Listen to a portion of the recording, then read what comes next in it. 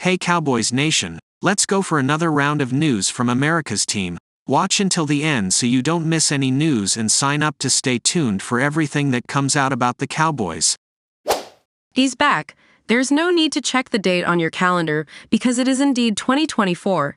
And yes, Ezekiel Elliot is preparing to suit up for the Dallas Cowboys. The two sides agreeing to terms on a deal for the 2024 season that will help stabilize the team's depth chart at running back. We are keenly interested in seeing what the future might look like with Zeke, said owner and general manager Jerry Jones following day one of the 2024 NFL Draft.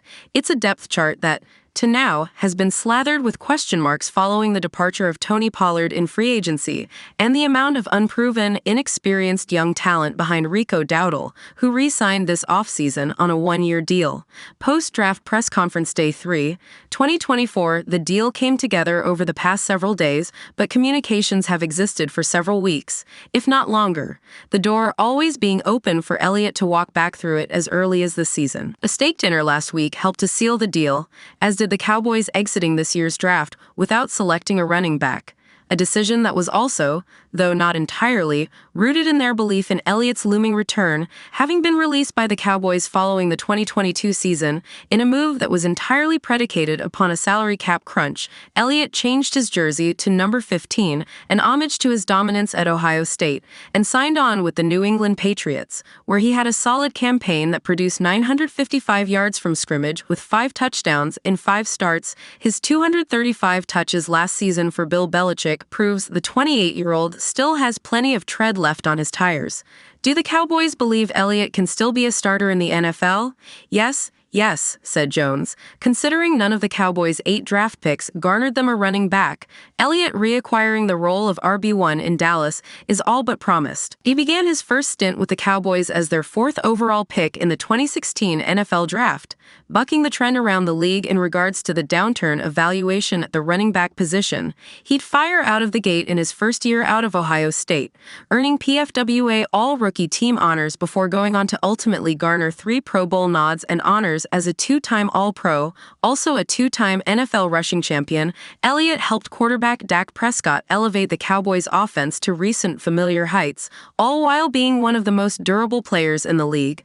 And when he did suffer injury, e.g., torn PCL in 2021, he often gutted through it to remain available, a testament to his gritty resolve and leadership, still surpassing the 1,000-yard mark that season. In all, Elliott rushed for a total of 8,262 yards and 68 touchdowns, third to only Emmitt Smith and Tony Dorsett, while having surpassed Dorsett in average rushing yards per game, 80.2. Zeke is, as we all know, is one of our favorites, said Executive Vice President and Director of Player Personnel Stephen Jones. He's laid it on the line for this franchise. He's the ultimate competitor, and we obviously think a lot of him. Equally important, and arguably more so, has been his continued dedication to the local community in Dallas through his work with the Salvation Army and for Oak Cliff, the latter being a local charity created to help underprivileged and underserved youth in Southwest Dallas. Though his football talents were being utilized in New England last season, Elliott never wavered in his community service in a city he still views as the center of his heart. Dallas is definitely home to me, Elliott said last September. Most of my family is already in Dallas, and now it's time for his homecoming dance. Cowboys veteran named potential cut candidate after NFL draft steal. The Dallas Cowboys addressed their secondary with one of the steals of the NFL draft, but that may mean a departure for a team veteran. Dallas didn't add a corner until the 5th round, but there is early optimism for new corner Kalen Carson. That's why Blogging the Boys writer Jess Haney believes Nashon Wright could be in trouble. Wright, along with Israel Mukuamu, have new competition for roster spots. While 5th-round picks are hardly roster locks, Kalen Carson is entering a CB room ready for new blood. Even before the draft, it was hard to imagine Wright making the roster again after 3 years of nothing, but the former 3rd-round pick has hung around thanks to that draft pedigree and a lack of competition. Haney wrote on April 28th, Carson was seen as a steal, getting 3rd-round grades from some sources, and will hopefully raise the bar for the backup corners. There's an entire offseason of work that will decide who sticks around, but a new option is enticing. Dallas has found an exceptional starting duo in Trevon Diggs and Darren Bland, but the spots behind that are not set in Stone, what to know about Kalen Carson. The primary appeal of Carson is that he has tools coaches can't teach. At 6 feet 0 inches and 200 pounds, Carson has classic NFL corner size and athleticism to match. Carson doesn't have the experience that other prospects have, but he can still develop further. According to Sports Reference, Carson missed several games in 2021 and 2022. He played 36 games at Wake Forest over 4 seasons, but he produced at a decent rate all the same. Carson registered 26 passes defended over his 4 seasons, nabbing 3 interceptions along the way. He also forced 2 fumbles over that time. NFL.com's Lance Zierlein projected Carson as a third-round pick. The draft analyst does think he needs to develop, but believes the former Demon Deacon could make the jump. He works through route combinations from zone and will come downhill and strike with good purpose most of the time. Zierlein wrote, Carson's angles to the throw and as a tackler can be spotty, leading to missed opportunities. Overall, the physical traits are ahead of the positional skills, but there is enough in place to project him as an eventual CB3.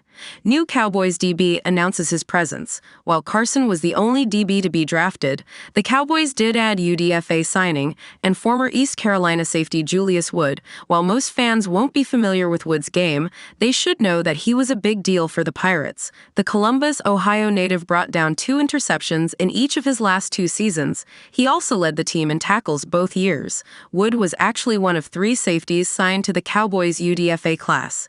Dallas also added Emini Johnson out of Nevada, as well as Texas A&M prospect Josh DeBerry, who initially started his college career at Boston College.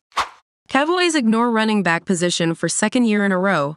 The long-anticipated 2024 NFL Draft has come and gone, leaving many fan bases excited and others scratching their heads at their team's moves. The New York Giants didn't use the number 6 overall pick on a quarterback, instead adding a weapon at wide receiver for his last chance to prove Daniel Jones can be the guy. Giants fans are raging on social media. They can't believe their team didn't use the pick on Michael Penix or J.J. McCarthy. The Atlanta Falcons drafted the aforementioned Penix with the 8th overall pick, even though they just gave QB Kirk Cousins $184 million guaranteed. Falcons fans are posting their disgust on social media, and a video of the Atlanta War Room showing Falcons GM Terry Fontenot getting a scolding from owner Arthur Blank has gone viral. The Philadelphia Eagles traded an NFL record 9 times and still ended up with one of the best drafts of the weekend. What do Cowboys fans have to say about the 8 new draft picks? There are mixed emotions. Some, like myself, are excited at the additions to the trenches. LT Tyler Guyton, DeMarshawn Nealand, C. Cooper Beebe, and NT Justin Rogers. Others are concerned that certain positions were not addressed properly or at all. Can I say that you can feel both ways? I agree there are some areas that seem to have been kicked to the wayside in this draft in favor of special teams' value or developmental potential. In a draft where several holes needed to be filled, it feels like the Cowboys' decision makers might have been thinking past 2024, or they are too confident in what is already on the roster. There's one position that got ignored that I have to point out as the focal point of this article: running back.